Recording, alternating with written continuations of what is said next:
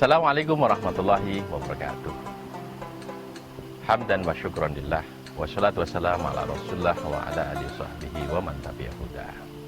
Bapak, Ibu, dan kaum muslimin yang berbahagia, senantiasa kita panjatkan rasa syukur kepada Allah Subhanahu wa Ta'ala segala limpahan nikmat dan karunia-Nya, terutama iman, Islam, dan kesehatan, sehingga di bulan suci Ramadan ini kita masih diberikan kesempatan untuk menikmati ibadah Ramadan, di mana ibadah di bulan ini pahalanya dilipat gandakan. Dan ujung dari proses ibadah yang kita lakukan siang malam imanan wahtisaban ini adalah derajat takwa. Maka supaya kita semakin semangat dan termotivasi untuk melaksanakan ibadah puasa Ramadan ini, kita akan sampaikan apa sih yang akan diberikan pada orang yang bertakwa. Minimal ada 5 hal yang akan diberikan pada orang yang bertakwa. Dan puasa adalah media yang paling mudah untuk mengantarkan kita sampai di predikat takwa. Dalam surat At-Tolak ayat 2 sampai ayat 5 disebutkan, wa may yattaqillaha yaj'al lahu makhraja. Siapa yang bertakwa kepada Allah, diberikan baginya jalan keluar. Bapak Ibu yang dirahmati Allah, siapa orang di dunia ini yang nggak punya masalah? Setiap orang punya masalah. Dan betapa indahnya ketika masalah datang kita sudah memiliki jalan keluar dan solusi. Dan itu akan diberikan pada orang yang bertakwa. Bukan hanya makhrajan, jalan keluar atau solusi. Wa yarzuqhu min haitsu la yahtasib. Kepadanya akan diberikan rezeki dari arah yang tidak pernah disangka. Masih ingat bagaimana ketika Nabi Ibrahim bersama Ibu Hajar dan anaknya Ismail yang masih bayi, diperintahkan Allah untuk tinggal di satu lembah yang tidak ada tanaman, biwatin ghairi dzar'in. Mereka tidak pernah mengeluh, tidak menolak perintah ini, tapi melakukan dengan senang hati. Maka apa yang diberikan Allah kepada orang yang bersungguh-sungguh melaksanakan setiap perintah Allah? Ketika Ibrahim meninggalkan istri dan anaknya yang masih bayi itu, sempat ditanya oleh istrinya, wahai Ibrahim suamiku, kenapa engkau tinggalkan aku dan anakmu yang masih bayi ini di tanah yang kering tandus, tidak ada tanaman ini? Dan Nabi Ibrahim seorang suami yang pengertian, itu tidak bisa berkata-kata. Ini memang psikologi seorang suami. Rata-rata suami itu kalau menghadapi masalah, diam sambil tarik nafas, karena tidak ada yang bisa dikatakan. Agak beda situasinya kalau yang menghadapi masalah para istri. Biasanya kalau para istri punya masalah itu justru lebih banyak bicara.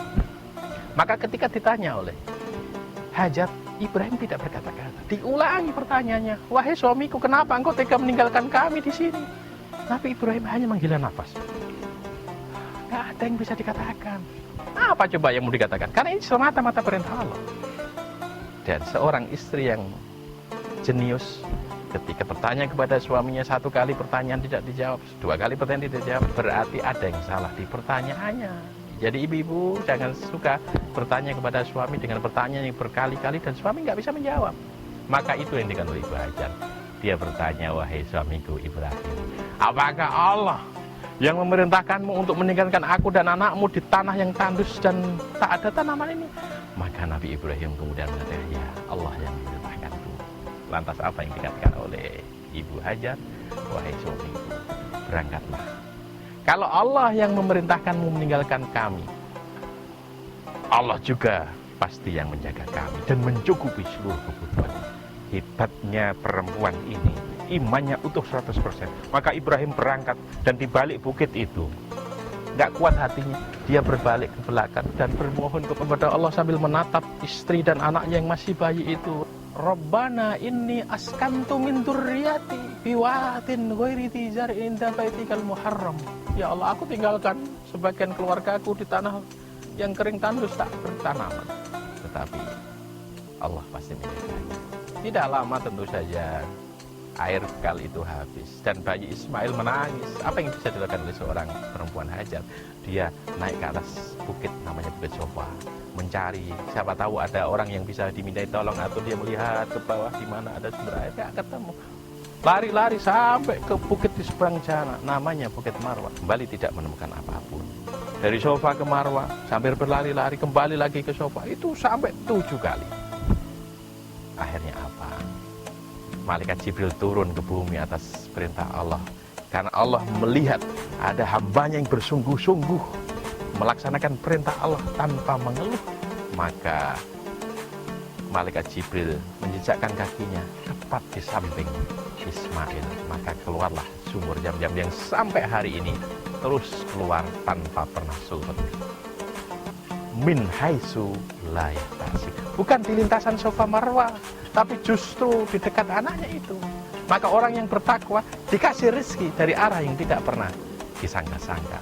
Yang pertama dapat jalan keluar, yang kedua dapat rezeki yang tidak pernah disangka-sangka, yang ketiga wa may yattaqillah yaj'al lahu min amrihi yusra. Seluruh urusannya dimudahkan oleh Allah Subhanahu wa taala. Dan yang keempat adalah dihapus segala dosa dan kesalahan. Wa may yattaqillah yukaffir anhu sayyi'atihi. Tidak ada orang yang tidak punya dosa dan kesalahan. Takwa menghapus itu semua. Dan yang kelima, wa yu'tim lahu ajro, dilipat gandakan pahala. Saya kira balasan bagi orang yang berpuasa sampai derajat takwa sudah lebih dari cukup. Apalagi yang kita butuhkan? Kalau setiap masalah dikasih solusi, kita dikasih rezeki dari arah yang tidak pernah kita duga, kemudian seluruh urusan kita dimudahkan Allah, dihapus segala dosa dan kesalahan, dan pahala-pahala dilipat gandakan. Mari kita manfaatkan hari-hari yang penuh berkah di bulan suci Ramadan ini, supaya kita mendapatkan 5 balasan bagi orang yang bertakwa.